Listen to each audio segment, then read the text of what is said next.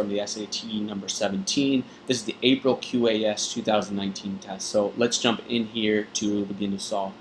So 40 says, in the passage, Burke displays the greatest respect for which of the following?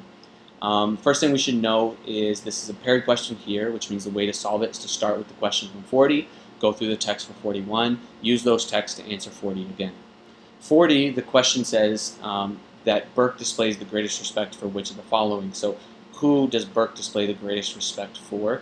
We might sort of glance a little bit and note that here we're talking about the public, leaders, citizens, or leaders. The reason why I do that is to know that we're not looking for what Burke displays respect for, but more so who.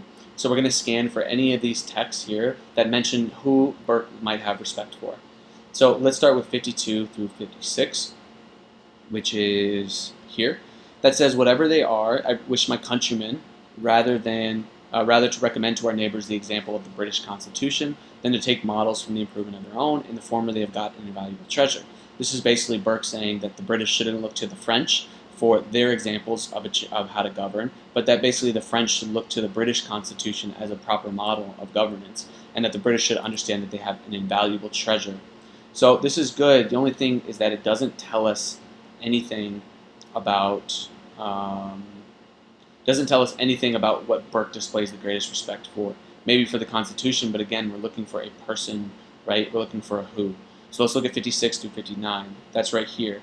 They are not, I think, without some causes of apprehension and complaint, but these they do not owe to their Constitution, but to their own conduct. This is Burke basically saying that, yes, the British may have some cause for complaint, but that's only because of their own behavior and their own conduct, not because their Constitution is messed up. So this is good, but it's not telling us anything about who Burke respects, so let's get rid of that. Then we have 64 through 67, which is here, that says, our people will find employment enough for a truly patriotic, free, and independent spirit in guarding what they possess from violation. I would not exclude alteration neither. So this is Burke basically saying that the British will have enough to do if they just focus on preserving the Constitution. They're going to have enough to be patriotic and free and have an independent spirit if all they do is try to protect the Constitution. They don't need to do these big, ambitious, charismatic projects like the French are doing and coming up with a whole new government. And then he ends by saying, I wouldn't exclude changes anyways, or wouldn't exclude changes outright. But this doesn't tell us, again, anything or anyone who Burke has disrespect for, so I would get rid of that.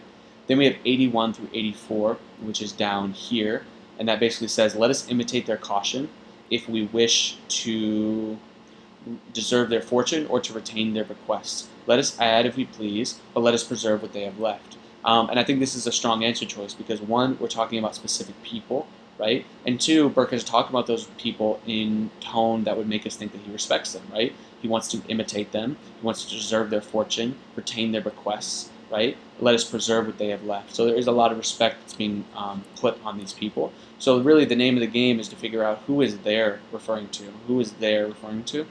If we go back through these sentences here, we'll notice it takes us a while to come back to the original noun, right? He had that made them, that's valuable.